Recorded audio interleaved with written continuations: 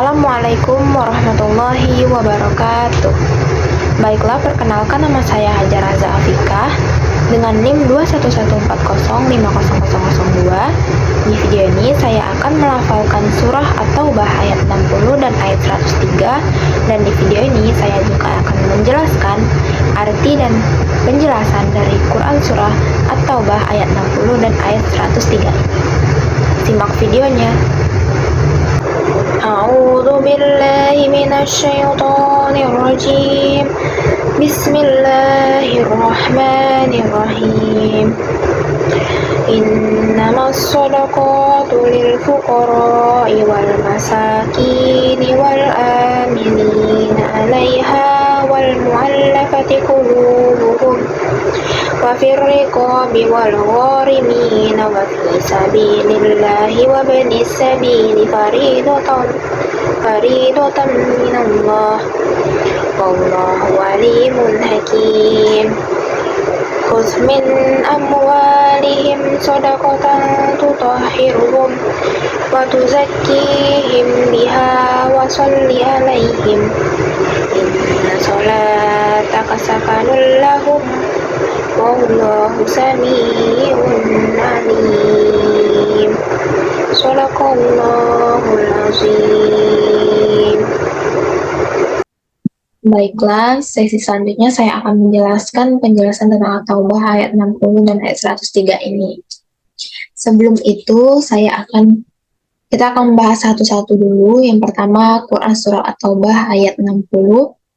Saya akan membacakan dulu terjemahan dari Quran surah At-Taubah ayat 60 ini. Bisa dilihat.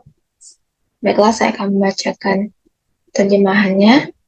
Bahwa sesungguhnya zakat-zakat hanyalah untuk orang-orang fakir, orang-orang miskin, pengelola-pengelolanya, para mu'alaf, serta untuk para hamba sahaya, orang-orang yang berhutang, dan para sabilillah, dan orang-orang yang sedang dalam perjalanan, sebagai sesuatu ketetapan yang diwajibkan Allah, dan Allah Maha mengetahui lagi Maha bijaksana.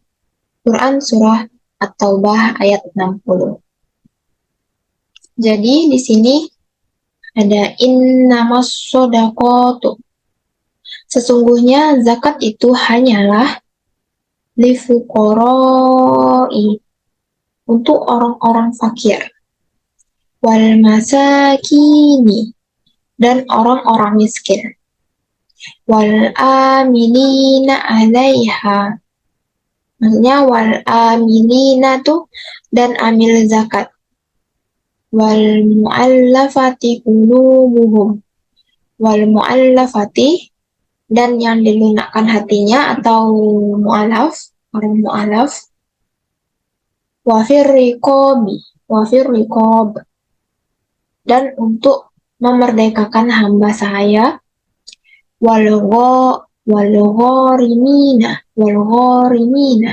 dan untuk membebaskan orang yang berhutang. Wa fi sabilillah, dan untuk jalan Allah. Wa benis sabil,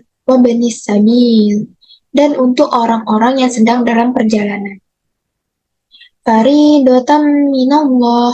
Faridatan itu artinya sebagai atau kewajiban. Faridatan, kewajiban. Minallah, dari Allah. Dari Allah. Minallah, dari Allah.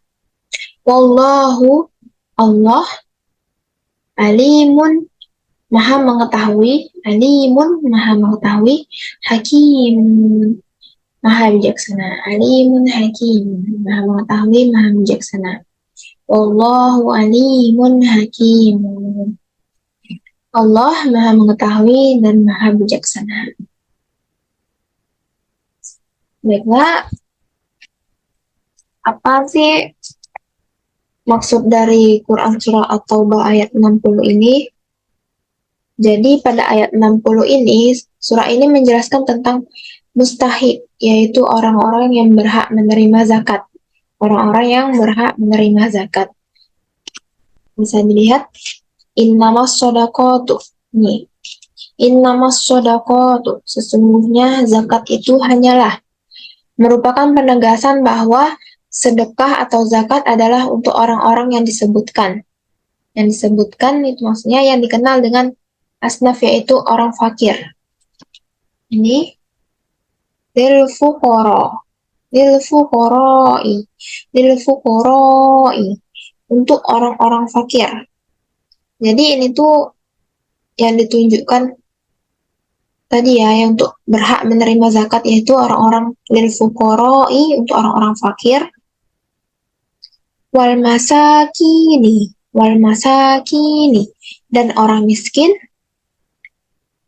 wal aminina, wal aminina, dan amil zakat, wal aminina, dan amil zakat, wal muallafati, wal muallafah, muallaf, muallaf maksudnya muallaf, orang muallaf. Kemudian wafir riqabi, wafir riqabi, memerdekakan hamba saya atau untuk memerdekakan budak. Kemudian memerdekakan budak. Walau gharimina, walau gharimina, dan untuk membebaskan orang yang berhutang. Orang-orang yang terlilit hutang. Walau gharimina. Nah, hutang di sini bukanlah tentang hutang untuk hal-hal yang dilarang oleh Allah. Dan terakhir, wa fi sabilillahi, dan untuk jalan Allah, wa fi sabilillahi. Kemudian untuk fi sabilillah, dan untuk sesuatu yang sifatnya untuk memperjuangkan agama Allah. Wa bani sabili, dan untuk orang yang sedang dalam perjalanan.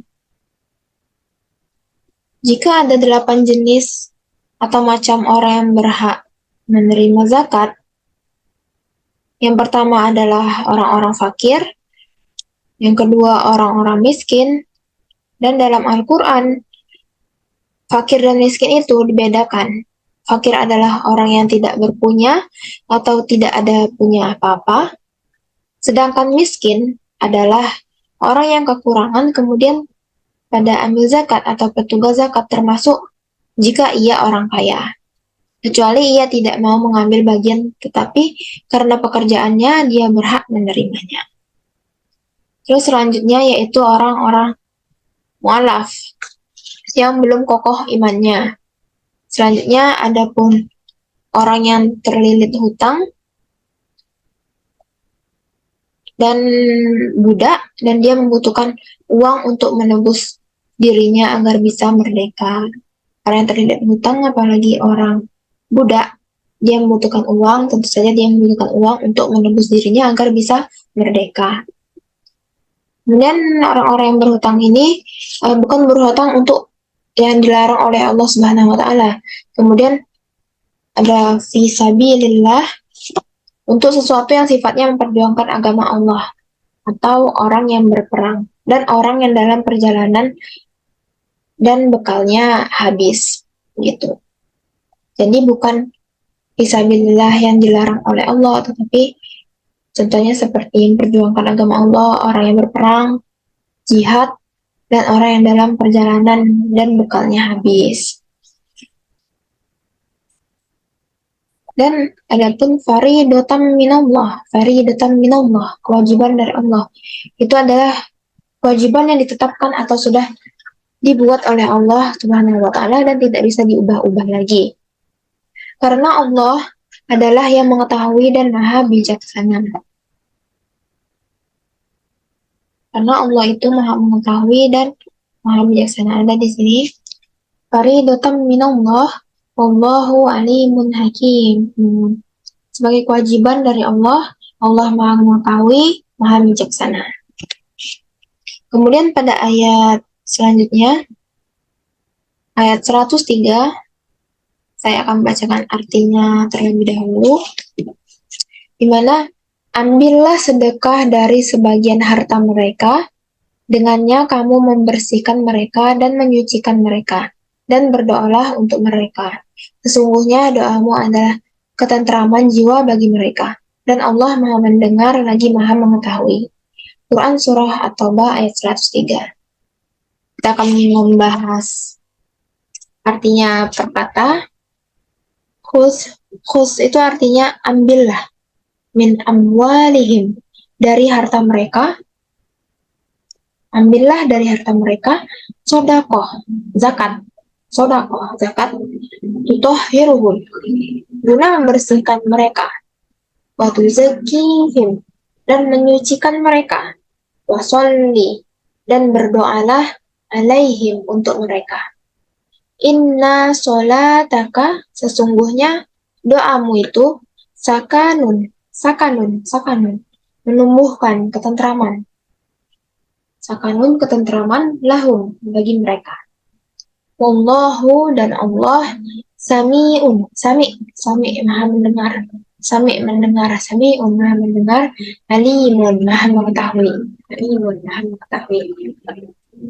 Nah, jadi di ayat 103 ini menjelaskan teknik dari zakat tersebut, di mana ada perintah panjatlah atau ambillah, khus ambillah atau panjatlah, yaitu tertuju pada yang memiliki kewenangan untuk itu. Contohnya pemerintah atau amil zakat.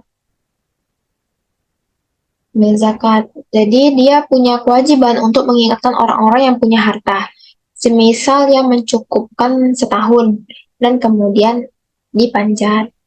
Kemudian disebutkan bahwa zakat itu tutohiruhum. Zakat itu tutohiruhum, artinya membersihkan mereka. Wa tuzakkihim, dan menyucikan mereka. Jadi membersihkan di sini adalah dia tidak lagi tergolong pada orang-orang yang memakan harta orang lain.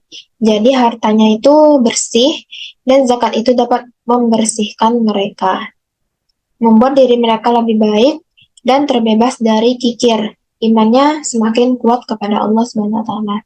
Jadi dirinya itu semakin suci dan terjauh dari hal-hal yang dilarang oleh Allah Subhanahu wa taala dan semakin didekatkan kepada Allah, dan zakatnya itu wasolli alaihim, berdoalah untuk mereka, disuruh untuk mendoakan orang yang sudah berzakat. Sebab disebutkan juga inna sholataka sakanul lahum, sesungguhnya doamu itu ketentraman bagi mereka. Sebab dua dari orang atau para pengusaha zakat itu bisa menenangkan, senang, tentram pada para pezakat tersebut. Sesungguhnya doamu itu ketentraman bagi mereka. Dan terakhir, wallahu sami'un alim, dan Allah itu maha mendengar lagi mengetahui. Nah, pada dari dua ayat tersebut, dari kedua ayat ini jika dikaitkan dengan pendidikan, yaitu tentang zakat atau ibadah zakat, ayat itu mengajarkan dan mendidik kepada kita kaum muslimin untuk mengetahui tentang zakat, di mana dalam ayat ini menjelaskan bahwa ayat itu wajib bagi kaum muslimin yang memiliki dan mampu serta memiliki harta minimal 4 tahun, atau jumlah minimal harta yang dimiliki sekitar 85 gram emas. Ditegaskan pula bahwa zakat itu ditetapkan langsung oleh Allah Subhanahu wa taala. Dan ini merupakan jaminan dari zakat itu adalah ajaran yang tidak sembarangan yang ditetapkan oleh Allah yang Maha Berusaha. Jadi jangan ragu-ragu kita sebagai umat muslim untuk berzakat. Jadi kesimpulannya dari dua ayat ini kita dapat mengetahui pelajaran mengenai manfaat zakat, di mana dengan berzakat dapat membersihkan dan mensucikan kita dari dosa-dosa, dan juga dapat mendekatkan diri kita kepada Allah Subhanahu wa taala. Dan dari kedua ayat ini juga mengajarkan mengenai teknik zakat, di mana ada amalnya dan dia diperlihatkan untuk berzakat. Karena doanya, ambil zakat penting bagi yang berzakat.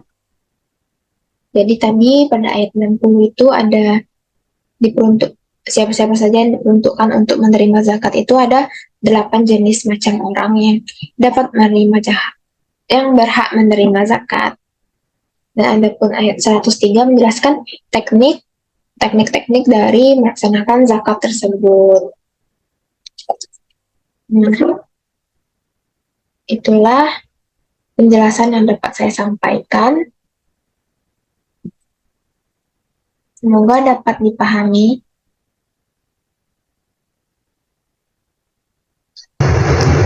Baiklah, terima kasih kepada para penonton yang telah menyimak video saya. Sekian video dan penjelasan yang dapat saya sampaikan. Apabila ada salah kata dan ucapan, saya mohon maaf. Terima kasih. Wassalamualaikum warahmatullahi wabarakatuh.